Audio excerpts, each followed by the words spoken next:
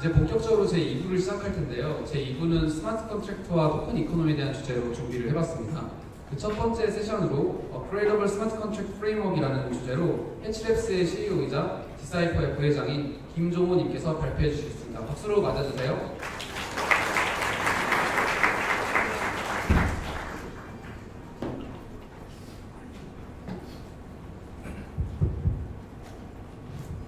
네, 안녕하세요.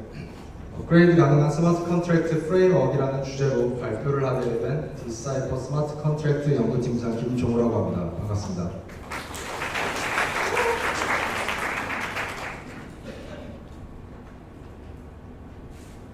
네, 일단 제 소개부터 간단하게 해드리도록 하겠습니다. 저는 어웨어와 비트윈이라는 스타트업에서 소프트웨어 엔지니어로서 일을 하다가 지금은 서울대학교 블록체인 학회 디사이퍼의 부회장을 맡고 있으며 스마트 컨트랙트 보안 기업인 해치랩스를 창업해서 생태계에 이바지하고자 하는 사람입니다.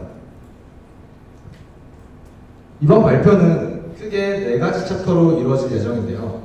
첫 번째로 왜 업그레이드 가능한 스마트 컨트랙트가 필요한지에 대해서 설명드리고자 합니다. 그리고 업그레이드 가능한 스마트 컨트랙트를 만들기 위해서 어떠한 필요 조건들이 있는지, 그리고 어떠한 배경 지식들을 알아야 되는지에 대해서 상세하게 설명드릴 예정입니다. 그리고 어떻게 이러한 배경 지식들을 가지고서 업그레이드 가능한 스마트 컨트랙트 프레임워크를 만들 수 있는지에 대해서 설명드릴 거고요. 이렇게 탄생하게 된 업그레이드 가능한 스마트 컨트랙트의 장점이 무엇이고, 그리고 앞으로의 어떤 도전 과제들이 있는지에 대해서 말씀드리도록 하겠습니다.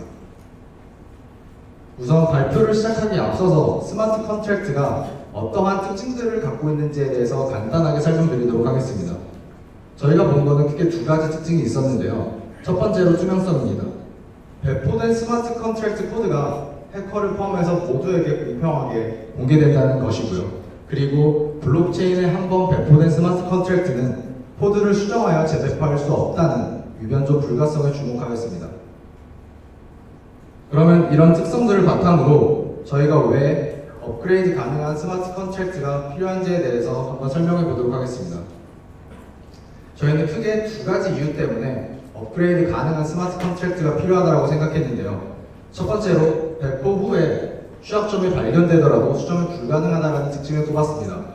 스마트 컨트랙트는 가치를 지닌 암호화폐를 매개해서 사소한 버그가 발생하거나 보안적 취약점이 생겼을 때 심각한 해킹 피해가 발생하게 되는데요.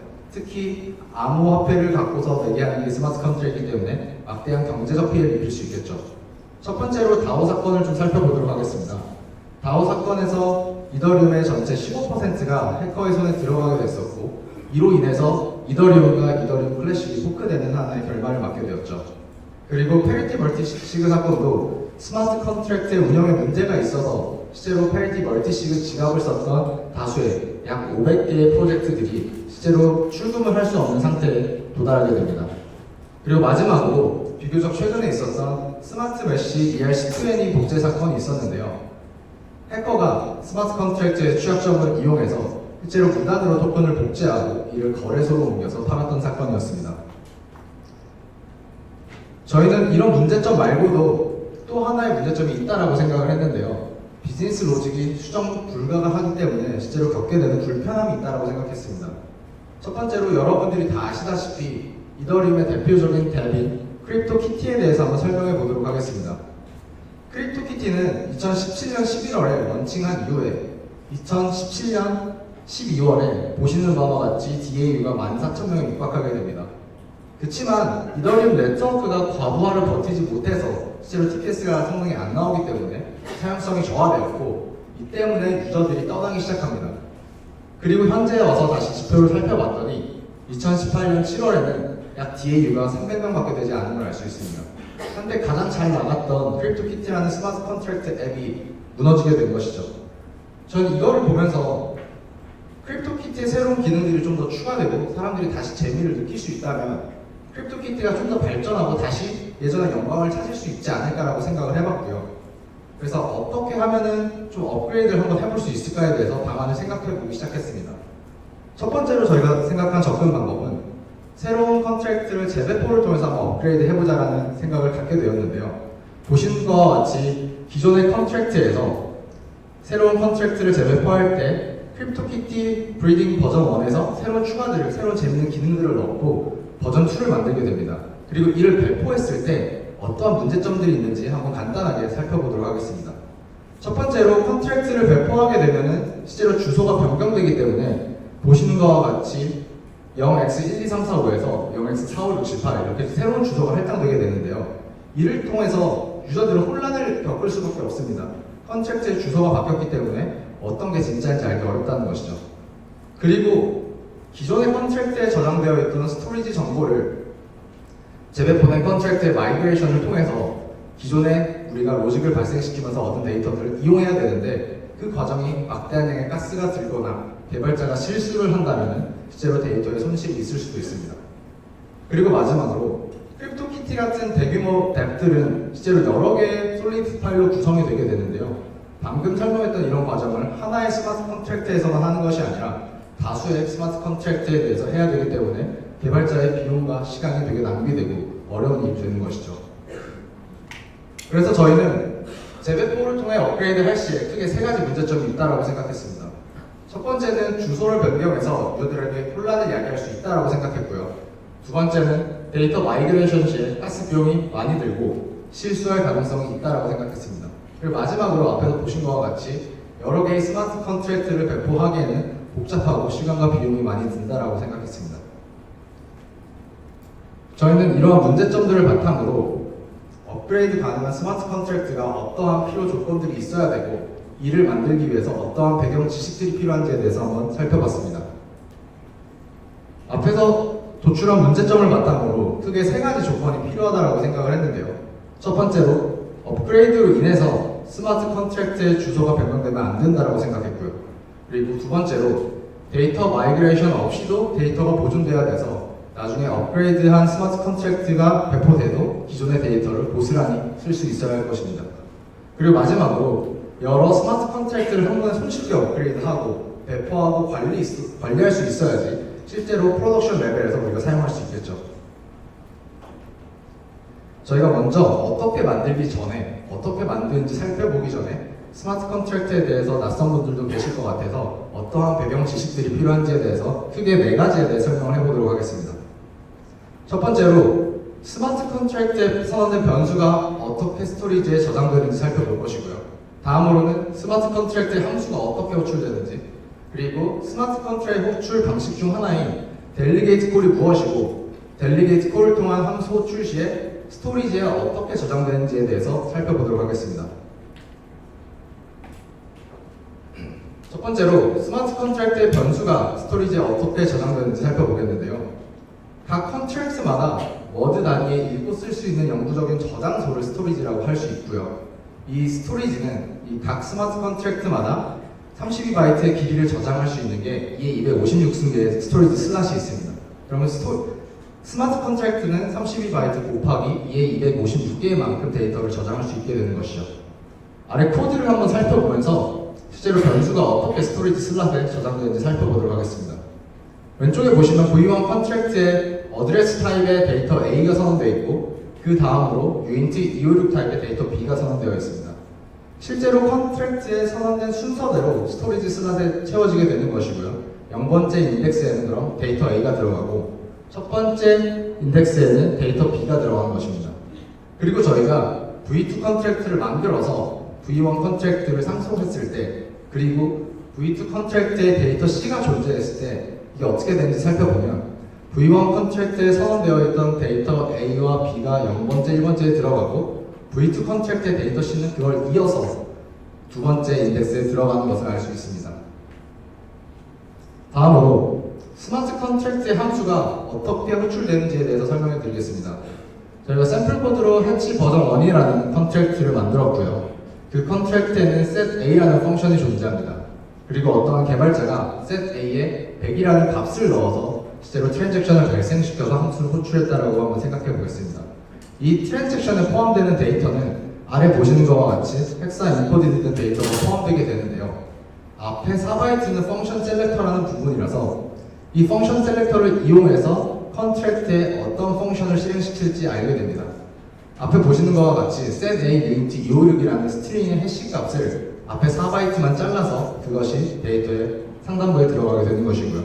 그리고 뒤에 32바이트는 개발자가 100이라는 값을 호출해야 되는데 그 뒤에 32바이트는 펑션 아규멘트는 100이라는 숫자를 헥사 인코드된 데이터가 되는 것입니다. 그래서 트랜잭션에는 펑션 셀렉터와 펑션 아규멘트가 포함된 데이터가 들어가서 스마트 컨트랙트의 함수를 실행시키게 되는 것입니다. 다음으로 스마트 컨트랙트에서 델리게이트 콜이라는 호출 방식이 있는데 델리게이트 콜이 무엇인지에 대해서 설명을 드리도록 하겠습니다.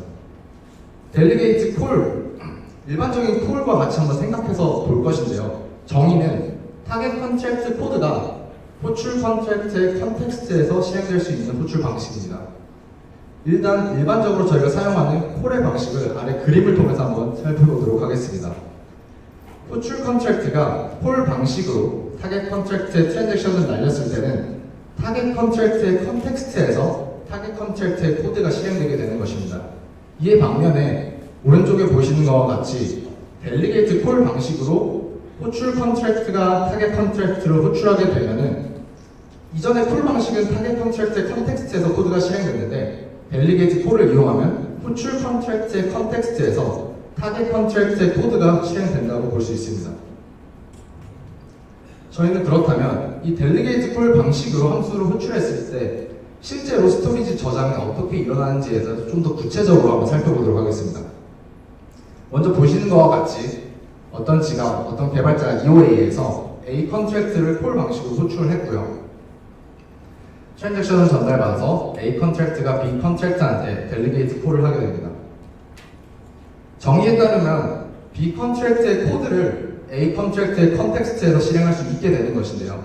그러면 다음과 같이 A 컨텍스트에 존재하는 스토리지에 B 컨트랙트 코드에 실행된 결과가 저장될 수 있게 되는 것입니다. 이게 의미하는 바는 A 컨트랙트는 B 컨트랙트에 대한 변수 정보를 모름에도 불구하고 델리게이트 콜 방식을 통해서 실제로 스토리지에 데이터를 저장할 수 있게 되는 것이죠. 저희는 지금까지 알아본 배경 지식들을 바탕으로 저희 팀에서 어떻게 업그레이드 가능한 스마트 컨트랙트 프레임워크를 만들 수 있었는지에 대해서 한번 살펴보도록 하겠습니다. 앞에서 봤던 문제점으로 인해서 저희는 크게 세 가지 필요 조건을 만들었었는데요. 첫 번째로 업그레이드로 인해서 스마트 컨트랙트 주소가 변경되면 안 된다. 두 번째로 데이터 마이그레이션 없이 데이터가 보존돼야 한다. 세 번째로 여러 스마트 컨트랙트를 한 번에 개발자가 쉽게 배포하고 관리할 수 있어야지 실제로 이게 상용화될 수 있을 것입니다. 그러면 순서대로 한번 알아보도록 하겠습니다. 업그레이드로 인해 스마트 컨트랙트가 주소가 변경되지 않기 위해서 저희는 프록시 컨트랙트라는 것을 도입했습니다. 프록시 컨트랙트는 최신 버전의 스마트 컨트랙트 주소를 알고 있고 유저로부터 보시는 것처럼 사용자가 프록시 컨트랙트 트랜잭션을 발생시켰을 때 프록시 컨트랙트는 현재 버전 1 컨트랙트가 최신이라는 걸 인지하고 있고 버전 1 컨트랙트한테 델리게이트 콜을 하게 되는 것이죠. 이때 만약에 저희가 버전 1에서 버전 2 스마트 컨트랙트를 배포하고 프록시 컨트랙트한테 버전 2 스마트 컨트랙트가 최신이라는 걸 알려주게 되면 사용자가 프록시 컨트랙트한테 트랜잭션을 발생시켰을 때 V1이 아닌 V2한테 델리게이트 콜을 하게 됩니다. 이를 통해서 저희가 알 수 있는 것은 유저 입장에서는 V1에서 V2로 바뀌었음에도 불구하고 프록시 컨트랙트의 주소만 알고 있고 거기다가 트랜잭션만 날리게 되면 사용할 수 있게 되는 것이죠. 이러한 과정을 통해서 저희는 첫 번째 조건인 스마트 컨트랙트 주소가 변경되면 안 된다를 해결했습니다. 그리고 다음으로 저희가 배경 지식에서 오랫동안 설명했던 델리게이트 콜을 통해서 두 번째 조건인 데이터 마이그레이션 없이 데이터가 보존되는 것을 어떻게 만족할 수 있는지 살펴보도록 하겠습니다. 아래 도표를 통해서 좀 더 스텝 바이 스텝으로 차례대로 알려드리도록 하겠습니다. 일단 이 스마트 컨트랙트 덱은 크립토키티라고 한번 가정을 해보겠습니다. 그러면 사용자가 고양이를 생성하고 싶어서 프록시 컨트랙트한테 고양이를 생성해달라는 트랜잭션을 만들 수 있겠고요. 그러면 프록시 컨트랙트는 현재 최신 버전인 V1 스마트 컨트랙트의 주소로 고양이 생성을 델리게이트 콜합니다.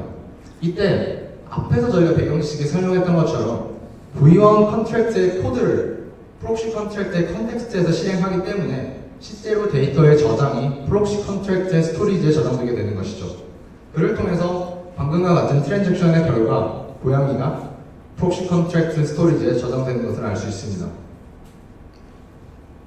그리고 이제 개발자가 버전 2 컨트랙트를 배포하면서 새로운 기능을 추가한다고 한번 생각해 보겠습니다. 고양이만 갖고 있으면 재미가 없으니까 고양이 싸움이라는 기능을 추가했고요. 이때 V2 컨트랙트는 V1 컨트랙트를 상속받게 됩니다.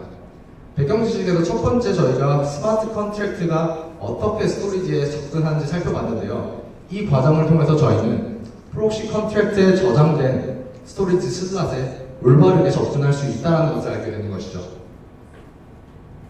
이처럼 V2 컨트랙트를 배포하고 사용자가 고양이 싸움을 한번 시켜보고 싶어서 프록시 컨트랙트에 고양이 싸움이라는 트랜잭션을 발생시켰습니다. 그러면 프록시 컨트랙트는 V1 컨트랙트가 아니라 최신 버전의 스마트 컨트랙트인 V2 컨트랙트한테 고양이 싸움이라는 델리게이트 콜로 전달하게 되는 것이고요. 그러면 델리게이트 콜로 전달이 됐으니까 V2 컨트랙트의 코드가 프록시 컨트랙트의 컨텍스트에서 진행되게 됩니다. 그러면 앞에 우리가 설명했던 것과 똑같이 V2 컨트랙트에 실행된 결과가 프록시 컨트랙트의 스토리지에 쓰여질 수 있게 되는 것이죠. 저희는 이 과정을 통해서 데이터 마이그레이션 없이 데이터가 보존될 수 있음을 알 수 있었고요. 이 부분에 대해서 좀 더 궁금하실 부분들이 있을 것 같아서 간단하게 한번 코드를 좀 준비해 봤습니다. 다음 코드는 프록시 컨트랙트의 코드이고요. 첫 번째로 사용자가 프록시 컨트랙트에게 트랜잭션을 발생시킵니다. 이때 배경 지식에서 설명한 것처럼 트랜잭션에는 데이터가 존재하게 되는데요. 그 데이터의 앞에 4바이트는 펑션 셀렉터였습니다. 그 펑션 셀렉터를 기반으로 프록시 컨트랙트에 어떤 함수를 실행시킬지 찾아가게 되는 것인데요. 프록시 컨트랙트는 보시는 바와 같이 fallback 펑션만 있고 해당하는 함수가 없을 수 있습니다. 그러면 펑션 셀렉터에서 함수를 못 찾았을 때 fallback 펑션이 실행되게 되는데 fallback 펑션이라고 하면은 이름이 없는 펑션이고 디폴트 펑션입니다. 그래서 다음과 같은 fallback 펑션에 진입하게 되고 두 번째 단계에서 보시는 것과 같이 프록시 컨트랙트가 누구를 최신 버전의 스마트 컨트랙트로 가리키고 있는지 갖고 오게 됩니다. 그 다음에 세 번째로 해당 주소에다가 사용자가 보냈던 데이터를 델리게이트 콜 방식으로 전달하게 되는 것이죠. 저희는 이를 통해서 델리게이트 콜과 프록시 패턴을 도입함으로써 첫 번째, 두 번째 조건을 만족하는 것을 알 수 있었습니다. 그렇지만 이러한 연구는 저희뿐만 아니라 제플린이라던가 아라곤처럼 대규모의 스마트 컨트랙트 덱을 만드는 회사들에서도 연구되고 있는 방법이고요. 그럼 저희는 세 번째 조건을 만족시키기 위해서 좀 더 생각을 해봤습니다. 그래서 한번 여기서 문제점들을 좀 더 구체화시켜 보려고 하는데요. 저희가 하나의 컨트랙트가 아니라 다수의 컨트랙트를 업그레이드 한다고 했을 때 어떤 문제점이 있을까에 대해서 좀 더 상세하게 설명해 보도록 하겠습니다. 첫 번째로 컨트랙트 A가 버전 1인 상태고 마찬가지로 컨트랙트 B도 버전 1인 상태를 가정해 보도록 하겠습니다. 이때 개발자가 코드를 추가로 개발해서 V2를 업그레이드 하려고 하는 상황입니다. 이때 개발자는 컨트랙트 A 업그레이드 트랜잭션을 발생시키고 동시에 컨트랙트 B 업그레이드 트랜잭션을 발생시킬 것입니다. 총 2개의 트랜잭션이 발생되는 것이죠. 이때 총 2개의 트랜잭션이 동시에 처리될 수 없을 수 있기 때문에 처음에 컨트랙트 A 업그레이드 트랜잭션만 완료되었다라고 가정을 해보도록 하겠습니다. 그러면 컨트랙트 A는 버전 2가 되어 있고 컨트랙트 B는 버전 1에서 머물러 있는데요. 이 상황에서 어떠한 유저가 트랜잭션을 발생시켰다라고 생각해 보겠습니다.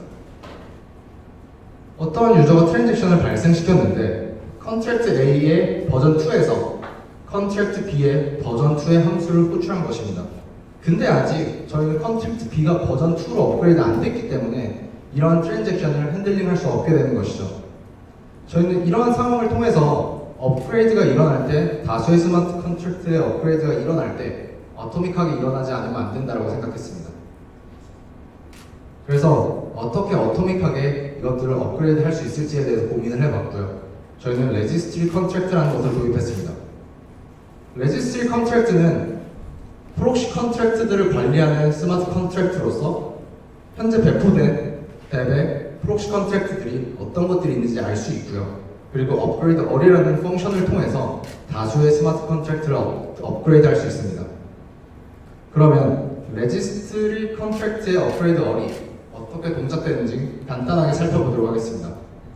업그레이드 어를 실행시키면 현재 저희가 업그레이드하고 싶은 프록시 컨트랙트들의 주소를 받아오게 되고요. 반복문을 통해서 각각의 프록시 컨트랙트를 업그레이드하고 호출하게 됩니다. 이때 각각의 트랜잭션을 인터널 트랜잭션으로 발생되게 되는데요. 인터널 트랜잭션은 여러 트랜잭션이 각각 나뉘어서 블록에 담기는 것이 아니라 하나의 트랜잭션을 하나의 블록에 담기기 때문에 모든 업그레이드가 성공하거나 모든 업그레이드가 실패하게 됩니다. 이를 통해서 저희는 어토믹하게 업그레이드를 할 수 있게 되는 것이죠. 그러면 이와 같은 상황을 업그레이드 할 때 다시 살펴보면 개발자는 레지스트리 컨트랙트한테 업그레이드 어리라는 트랜잭션을 호출하게 되면 각각 알아서 인터널 트랜잭션이 발생해서 여러 개의 스마트 컨트랙트를 한 번에 업그레이드 할 수 있게 됩니다. 그러면 앞에서 봤던 문제점 같은 상황이 일어나지 않겠죠. 저희는 이거를 실제로 개발에 사용해 보기 위해서 고민을 좀 해봤었는데요. 실제로 대규모의 덱들은 단순히 한두 개의 스마트 컨트랙트가 아니라 수십 개의 스마트 컨트랙트로도 이루어질 수 있습니다. 근데 방금과 같은 과정을 개발자가 하나하나 배포하고 하나하나 트랜잭션을 일으키다 보면 시간과 비용이 많이 들고 실수도 할 수 있겠죠. 그래서 저희는 이런 것들을 관리해 줄 수 있는 툴이 필요하다고 생각했습니다. 그래서 저희는 스마트 컨트랙트 버전 관리 툴을 만들었고 지금도 만들어 오고 있습니다. 이 버전 관리 툴에는 크게 세 가지 기능이 존재하는데요. 첫 번째로 디플로이 기능입니다. 다음과 같은 커맨드 라인에 명령어를 입력하게 되면 앞에 보셨던 것 같이 레지스트리 컨트랙트가 아직 없으면 레지스트리 컨트랙트를 배포하게 되고요. 두 번째로 프록시 컨트랙트가 아직 없으면 프록트 컨트랙트를 배포하게 됩니다. 그리고 V1 비즈니스 로직에 해당하는 V1 컨트랙트를 배포하고 프록시 컨트랙트한테 V1 컨트랙트가 최신 버전인 것을 알려주게 되는 것이죠. 이로부터 저희가 얻을 수 있는 것은 기존엔 3개의 스마트 컨트랙트를 배포하고 추가적으로 하나의 컨트랙트를 연결했었는데요. 단순히 하나의 명령으로 이 과정이 손쉽게 가능하게 되는 것이죠. 그리고 만약에 V1에서 V2로 업그레이드 하고 싶을 때는 SCM 업그레이드 V2라는 명령어를 치게 되고요. 그러면 작성한 V2 컨트랙트를 배포하고 프록시 컨트랙트한테 최신 버전의 스마트 컨트랙트가 V2인 것을 알려주게 됩니다. 마찬가지로 하나의 스마트 컨트랙트만 배포하고 업그레이드 하는 것이 아니라 업그레이드 어리라는 명령어를 만들어서 저희가 이전에 설명했던 방식을 이용해서 다수의 스마트 컨트랙트를 업그레이드 할 수 있게 되는 것이죠. 그래서 컨트랙트 A의 버전 2를 배포하고 컨트랙트 B의 버전 2를 배포하고 앞에서 설명했던 방식과 마찬가지대로 레지스트리 컨트랙트의 업그레이드 어를 호출함으로써 아토믹하게 모든 스마트 컨트랙트가 업그레이드 될 수 있겠죠. 저희는 앞에서 봤던 필요 조건들을 만족하는 툴을 만듦으로써 어떠한 이점들이 존재하고 앞으로 이거를 프로덕션 레벨에서 만들기 위해서는 어떤 도전 과제들이 남아있는지에 대해서 한번 좀 생각해 봤습니다. 첫 번째로 저희는 크게 업그레이드 가능한 스마트 컨트랙트가 두 가지 관점에서 이점이 있다고 생각했는데요. 첫 번째 기술적인 이점입니다. 기술적인 이점도 유저 입장과 개발자 입장이 좀 나뉠 수 있을 것 같은데요. 유저 입장에서는 스마트 컨트랙트 주소가 고정돼서 사용성을 저해하지 않고 간편하게 이용할 수 있게 되는 것이죠. 그리고 업그레이드 가능한 스마트 컨트랙트인지 아니면 내가 사용하고 있는 스마트 컨트랙트가 업그레이드 불가능한 건지 고민 없이 그냥 유저 입장에서는 특정 컨트랙트 주소에 편하게 트랜잭션을 발생시키면 됩니다. 개발자 입장에서는 새로운 기능의 추가가 되게 편해지게 되는 것이고 실제로 데이터 마이그레이션 같은 게 필요 없습니다. 앞에서 저희가 설명했던 프록시 패턴과 델리게이트 콜 같은 것을 이용해서 데이터가 그대로 유지되고 재사용할 수 있게 되는 것이죠. 그리고 손쉽게 여러 개의 스마트 컨트랙트를 배포 및 관리할 수 있는 툴을 제공함으로써 업그레이드를 편하게 할 수 있어지게 되는 것입니다. 이로 인해서 저희는 비즈니스적인 관점에서도 커다란 이점이 있다고 생각했는데요. 새로운 기능을 손쉽게 추가하고 수정할 수 있다면 저희 크립토키티 같은 서비스들이 좀 더 발전할 수 있지 않았을까요? 라고 생각했습니다. 첫 번째로 현재 크립토키티는 버전 1 상태인데요. 고양이 구매 및 출산만 가능한 상태입니다. 게임이 어떻게 보면 되게 재미가 없겠죠. 그러면 버전 2에서 내가 산 고양이들을 가지고 고양이 전투를 할 수 있으면 어떨까? 라고 생각해 볼 수 있고 업그레이더블 가능한 스마트 컨택트 이용해서 이런 걸 배포해 볼 수 있겠죠. 그리고 또다시 유저들의 피드백을 받아서 고양이를 진화시켜 보면 어떨까? 고양이를 진화시켜서 싸움을 붙여볼 수도 있고 내가 좋아하는 고양이를 더 예쁘게 만들어 볼 수도 있지 않을까라는 고민을 했습니다. 저희는 업그레이드 가능한 스마트 컨트랙트가 여러 이점이 있지만 실제로 프로덕션 레벨에서 쓰기 위해서는 다양한 도전 과제들이 필요하다고 생각했습니다. 첫 번째로 누가 로직을 업그레이드 할 수 있을 것인가가 가장 큰 문제인데요. 스마트 컨트랙트를 첫 배포한 오너한테 모든 권한을 줄 것인지 아니면 그 생태계에서 각 토큰이 배포되어 있다면 토큰 홀더들의 합의를 통해서 무언가 업그레이드 가능하게 할 것인지에 대한 논의는 상당히 중요할 것으로 보입니다. 그리고 두 번째로 모든 스마트 컨트랙트를 업그레이드 가능하게 할 것인가도 되게 중요한 이슈인데요. 예를 들어서 토큰 잔액과 같이 함부로 변경되면 안 되거나 로직이 바뀌었을 때 인센티브 시스템이 크게 영향을 미칠 수 있다면 이런 것들을 업그레이드 하지 않아야 될 수도 있습니다. 그래서 이거는 특정 도메인에서 개발하는 개발자분들이 어디까지 업그레이드 가능하게 만들지에 대한 고민을 충분히 하시고 만드셔야 될 것으로 생각합니다. 저희는 이번 연구를 통해서 어떻게 업그레이드 가능한 스마트 컨트랙트를 만들 수 있는지에 대해서 살펴봤고 이것들을 만들었을 때 실제로 산업계에서 어떠한 영향이 있고 어떠한 이점이 있는지에 대해서 고민해봤습니다. 그리고 더 나아가서 이런 것들을 실제로 프로덕션으로 배포할 때 사용하려면 어떠한 것들이 더 추가적으로 고민이 되어야 될지 고민했습니다. 이것으로 디사이퍼 스마트 컨트랙트 연구팀에 대한 발표를 마치도록 하겠습니다. 감사합니다.